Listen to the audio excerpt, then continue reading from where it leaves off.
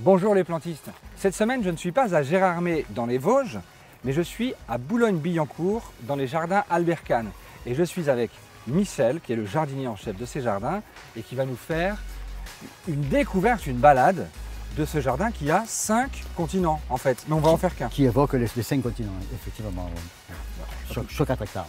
Ouais, sur 4 hectares. 5 continents sur 4 hectares, donc à vous de faire la division. Je te la laisse faire, Michel. Allez, on y va, c'est par là? Voilà, là on va partir vers la partie française. D'accord, ça marche. Jardin à la française, qui a été le premier jardin conçu par Albert Kahn.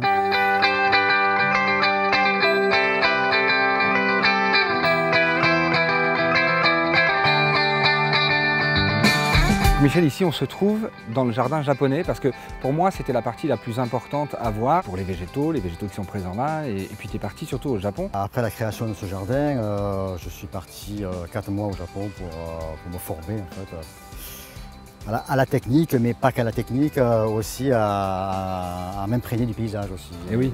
En visitant plusieurs jardins, plusieurs temples, le côté spirituel, le côté paysager, la montagne, la nature, le rapport que les Japonais ont avec cette nature.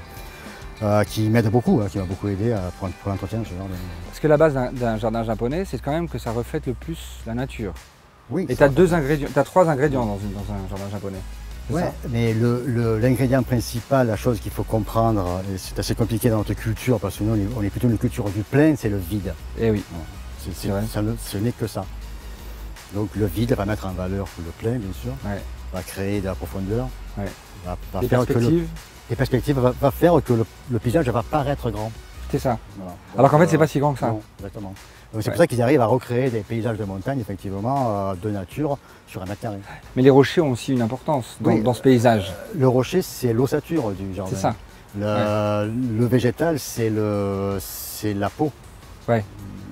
Et le vide, c'est la fluidité, c'est le sang qui va circuler. C'est ça. Et pour que ce soit vivant, il faut qu'il y ait de la fluidité, donc de la profondeur et du vide. Alors moi j'ai envie d'aller voir ce petit pont rouge comme tes lunettes et on va peut-être discuter. Puis alors surtout on va parler des carpe koi énormes qui sont là parce que ça fait partie des jardins japonais surtout. Tout à fait.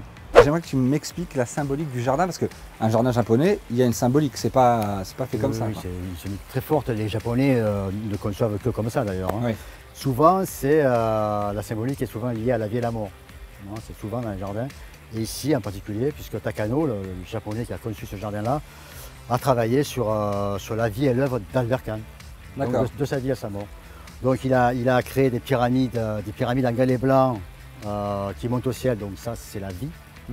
C'est le Tao, bien sûr. Ouais. Et en face, à côté, sur sa droite, il y a la pyramide inversée en galets noirs.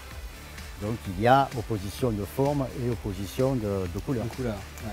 Ça, c'est la naissance et la mort. Donc ensuite, c'est le cours d'eau qui va nous amener de la vie à la mort en passant par différents symboles liés à Albert Kahn.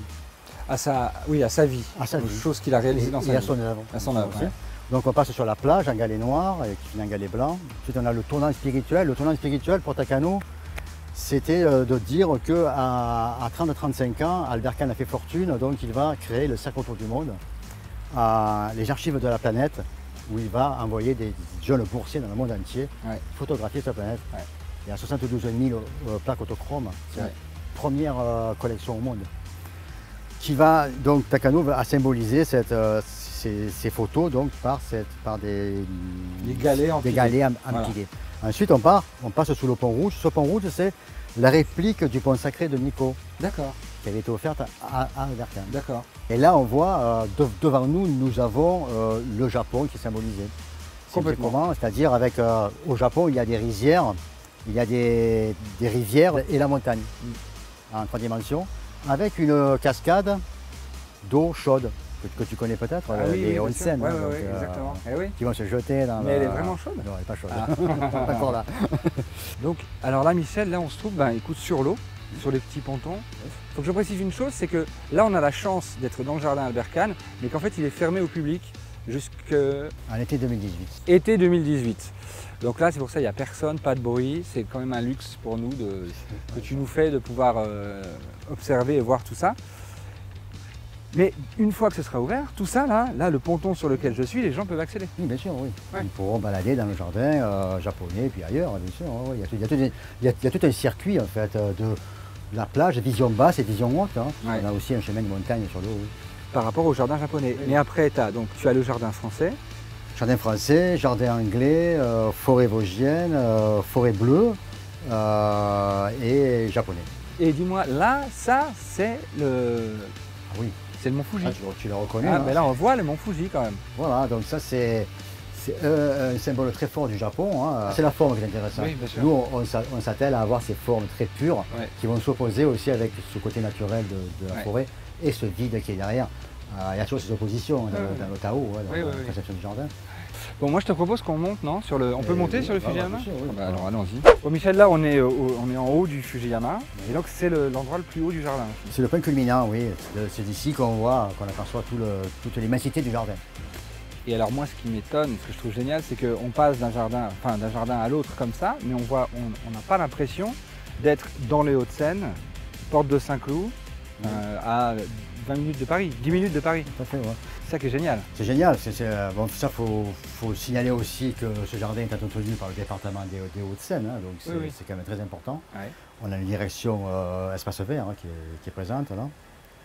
Et c'est vrai qu'effectivement, c'est un petit joyau, effectivement. Hein, c'est une oasis de verdure. Hein. Pas loin de la Défense, on est quand même dans Paris. L'autoroute hein. l'autoroute A13, effectivement. vraiment. Donc, Voilà, sauf qu'il y a ça, où il n'y a aucun bruit. Alors là, on entend un peu de bruit derrière, mais c'est parce qu'il y a des travaux en ce moment. oui, bien sûr. Puisqu'on a la chance, encore une fois, d'être là alors que le jardin est fermé au public jusqu'à l'été 2018 et qu'on a eu la chance de voir toutes ces belles choses ensemble. Écoute Michel, moi je pense que je vais te laisser là, en haut de ton Fujiyama. Moi je vais rentrer et nous on se retrouve très bientôt pour un épisode de Plantiste. Mais d'ici là, si vous voulez rien rater de Plantiste, abonnez-vous.